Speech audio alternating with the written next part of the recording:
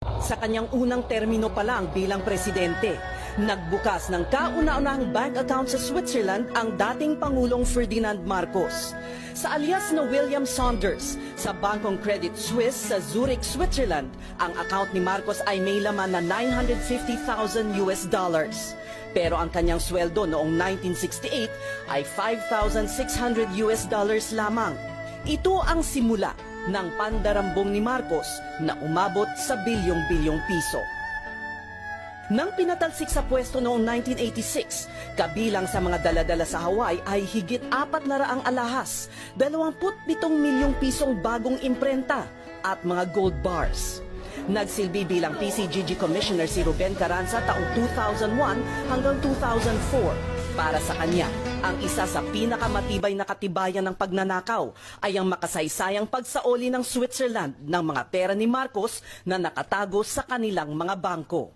Dinala ko yung desisyon na yan sa Switzerland, pinakita namin yan sa Ministry of Justice ng Switzerland at nagpirmahan kami ng kasunduan na isusoli nila ngayon yung pera. At that point, ang pera na na-identify sa mga Marcos bank accounts was $683 million.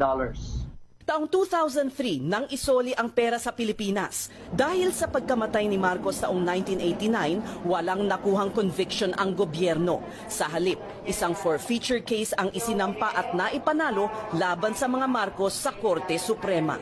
May batas ang Pilipinas na pwede mong bawiin ang nakaw na yaman ng mga opisyal ng gobyerno kung maipapakita na yung kanilang assets ay lubhang mas malaki kaysa sa lehitimong income nila bilang mga opisyal.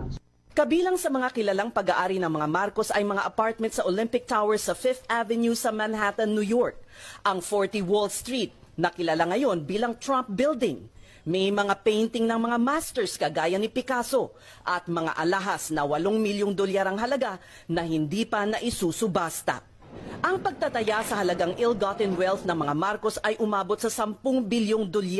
Ngunit marami ang naging balakid sa pagbawi nito. For every motion na pinafile ng PCGG, halimbawa, merong 20 motion na ihahain ng mga Marcos. And it wasn't even serious motions. It's just to delay, to change lawyers. That causes what? 1 year, 2 years of delay. Ayon kay Carranza, nagkaroon ng ombudsman noon na walang inatupag kundi ibasura ang mga kaso laban kay Marcos.